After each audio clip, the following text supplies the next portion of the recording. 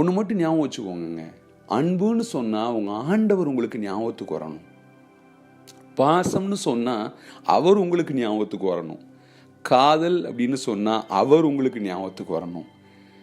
இப்படி ஞாபகத்துக்கு வந்துருச்சுன்னு வச்சுக்கோங்க, உண்மையிலங்க இந்த உலகத்தில் அதற்கான ரெஃபரன்சஸ் நம்ம தேட மாட்டோம், அதற்கான சான்றுகளை நம்ம தேட மாட்டோம். தேவனை நோக்கி பார்ப்போம். எபேசியில் படிக்கிறோம், அவருடைய அன்பின் ஆழம் அகலம் உயரம் இன்னதென்று அறிந்து கொள்ள வல்லவராகுங்கள் என்று சொல்லப்பட்டிருக்கிறது. ஒன்றாகிய மெய்தேவனையும் அவர் அனுப்பின அவருடைய குமாரனாகிய இயேசு கிறிஸ்துவையும் அறிவதே நித்திய ஜீவன் என்று சொல்லப்பட்டிருக்கிறது. இந்த நித்திய ஜீவன்ல பயம் இல்லை, இந்த நித்திய ஜீவன்ல தரித்திரம் இல்லை, இந்த நித்திய ஜீவன்ல நோய் இல்லை, இந்த நித்திய ஜீவன்ல உண்மையிலே எந்த விதமான எதிர்மறையும் இல்லை. கவலை இல்லை, கண்ணீர் இல்லை, சொல்லிக்கொண்டே போகலாம். என்னெல்லாம் இருக்கு அப்படின்னு பார்த்தா இல்லாததை விட இருக்கிறது ரொம்ப அதிகம். பார்த்துக்கோங்க, இந்த நித்திய ஜீவன் உண்மையிலே அது குமாரனில் இருக்கிறது அப்படின்னு வேதம் சொல்லுகிறது. அவர்தான் ஜீவ அப்பம் என்று சொல்லப்பட்டிருக்கிறது, அவர்தான் ஜீவ விருட்சம் என்று சொல்லப்பட்டிருக்கிறது. ஆமா, அதனால அவரை பத்தி ரொம்ப ரொம்ப நல்லா தெரிஞ்சுக்கணுங்க.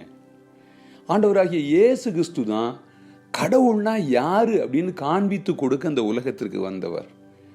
கடவுளை பத்தி மனுக்குலத்துல ஆளாளுக்கு ஒரு நம்பிக்கையில வாழ்ந்துட்டு இருக்காங்க.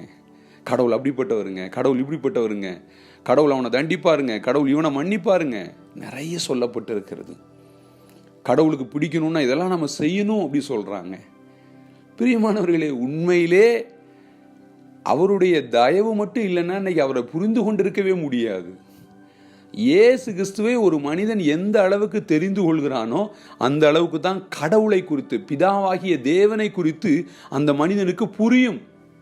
இல்லைன்னா புரியாம போயிடும், உண்மையிலே புரியாம போயிடும். ஏன்னா அவர் சொன்னார், என்னை அல்லாமல் ஒருவனும் பிதாவிடத்தில் வரான் என்று சொன்னார். இயேசு கிறிஸ்து இல்லாம பிதாவை புரிந்து கொள்வது என்பது சாத்தியமே இல்லை. அதனால இன்னைக்கு உங்களுக்கு இயேசு கிறிஸ்துவ தெரியுதுன்னு வச்சுக்கோங்க, நீங்கள் தேவனை குறித்து அறிந்தவர்கள், புரிந்தவர்கள், இன்னும் அவரை குறித்து அதிகமாக அறிந்து கொள்ள முடியும், புரிந்து கொள்ள முடியும். பிரியமானவர்களே, எப்படின்னா அவரோடு அன்றாடம் நீங்கள் பயணப்படும் பொழுது, அவருடைய பிரசன்னத்தில் வாழ பயிற்சி எடுத்துக் கொள்ளும் பொழுது, அவருடைய வார்த்தையை இருதயத்தில் வைத்துக் கொள்ளும் பொழுது, அவருடைய வார்த்தையில் வளரும் பொழுது அவரை குறித்து நன்றாக தெரிந்து கொள்ள முடியும்.